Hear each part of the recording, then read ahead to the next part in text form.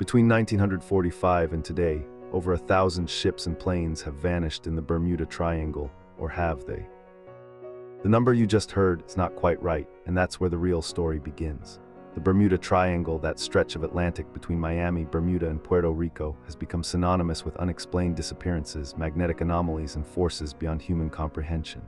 But here's what most people don't realize. The Triangle's reputation was built on a foundation of selective memory, exaggeration, and outright fabrication. So what actually happened to the ships and planes that disappeared there? And more importantly, is the Bermuda Triangle genuinely more dangerous than any other patch of ocean? Let's start with the most famous case, Flight 19. December 5, 1945, 5 U.S. Navy bombers took off from Fort Lauderdale on a routine training mission. None of them came back. 13 men vanished without a trace, or so the legend goes. For decades, this disappearance was held up as proof of the Triangle's supernatural power. But the actual records tell a different story.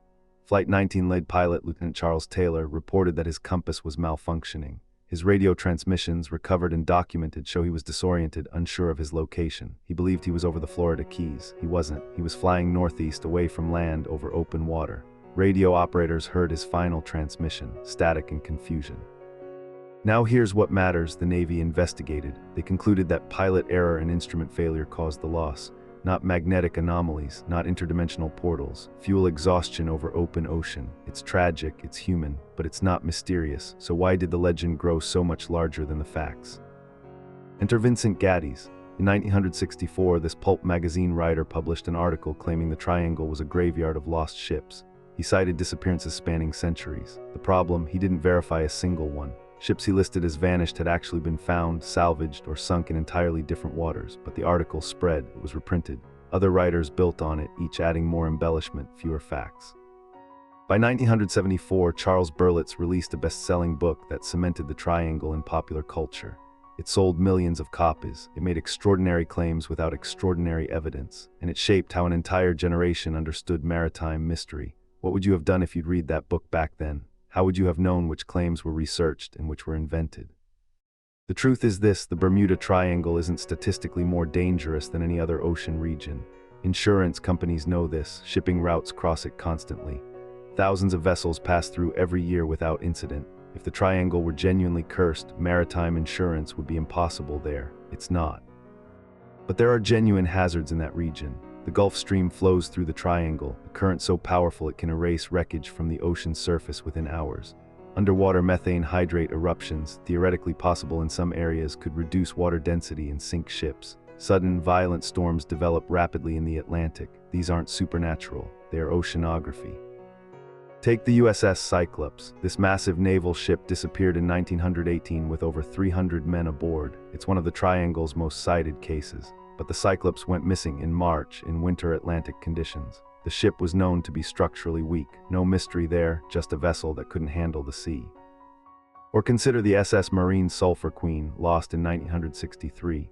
Investigators found that the ship had structural cracks, was poorly maintained, and sank in rough seas. The wreckage and evidence supported this conclusion, yet it's still listed by Triangle enthusiasts as an unsolved mystery. The solution exists, it's just less sensational than the alternative.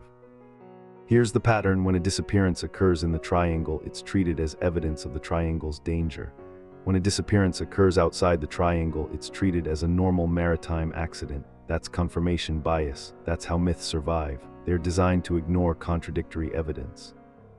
Disappearances happen everywhere. The Pacific, the North Atlantic, the Mediterranean all have incidents, but we don't weave them into a narrative of supernatural danger.